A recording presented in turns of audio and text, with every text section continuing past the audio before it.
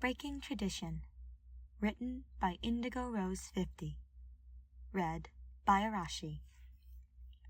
The crunch of boots on frozen grass doesn't alarm Ferdinand. He simply stands where he had been standing for the better part of an hour, gaze fixed firmly upwards. The stars hang thick in the cloudless sky. The moon is swollen to full, casting a warm glow into the frigid night. Around Ferdinand, the private gardens of the Eyre estate lay hidden under a dusting of snow, unable to melt under the winter's persistence. Half a cloak is thrown over Ferdinand's shoulders, and a warm body settles against his own. "You'll catch your death out here," Hubert says. Ferdinand is privileged to hear him speak so softly. To anyone else, that would be a reprimand. To Ferdinand, it is a question. "What if she hates us?" Ferdinand asks the stars. Hubert doesn't ask whom she is.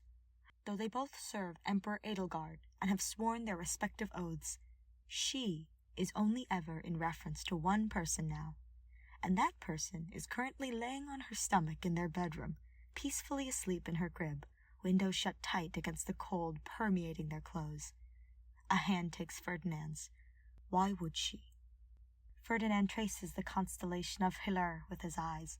It had always been his favorite, not easy to spot for the common man, but a solid indicator that you are facing north.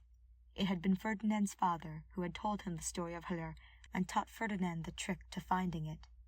How he had beamed with pride when Ferdinand had found it on his own the next night. "I hated my father," Ferdinand says at last. "You killed yours." A bitter laugh. In fact, thinking on it, many of the eagles have cause to dislike their fathers. The only exception is Petra, but that is nothing to boast. He expects, in fact, Ferdinand is praying, that Hubert will have some ready-made comment to soothe Ferdinand's worries, tell him they are unfounded, or that midnight is not the time for them. The hand in Ferdinand squeezes. When Hubert speaks, his voice holds a note of assuagement, as if he had been waiting for Ferdinand to invite the subject into their lives. "Shortly after she was born, I wondered what it must have been like for my father.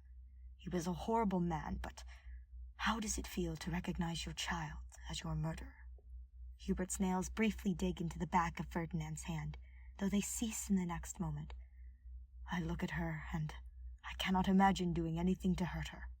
I cannot imagine giving her any cause to plan my death.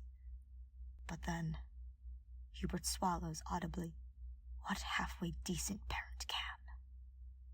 That, at last, takes Ferdinand's gaze from the sky. He looks at his husband, looks at the messy, dark hair that speaks of a deep sleep left behind, at the cold, reddened cheeks lit by the moon, at the eyes clogged with a fear Ferdinand never knew they shared. He turns Hubert to face him, regretting how cold his fingers must be on Hubert's cheek. Winter is not an easy season for a wiry mage. "I am sorry I cannot see the future," Ferdinand says. "Don't be ridiculous." Hubert sounds more like himself, even as he covers Ferdinand's hand. "No one can. You can hardly apologize for being human." "Then I am sorry I cannot avail you of your worries," Ferdinand amends, stepping closer. Hubert takes the edges of his cloak and holds Ferdinand around the waist, swaddling them both, pressing their foreheads together when Ferdinand cups his face with both hands. Their breath puffs between them in the frozen darkness.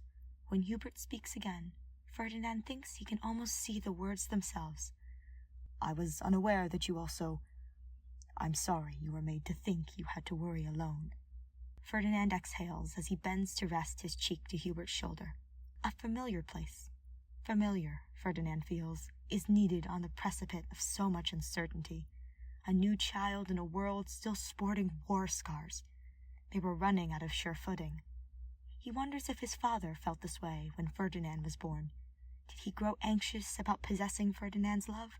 Did his parents ever hold each other in the gardens like this, bare feet and unlaced boots, rocking slowly this way and that? Nosing into the warmth of Hubert's neck, Ferdinand says, "You are not alone either. Allow me the privilege to hear all your fears from now on." He places a kiss blindly as Hubert holds him tighter. Though cold tries to sneak past Ferdinand's thin nightshirt, it only succeeds in bringing them closer. Mumbled declarations of love accompany more kisses.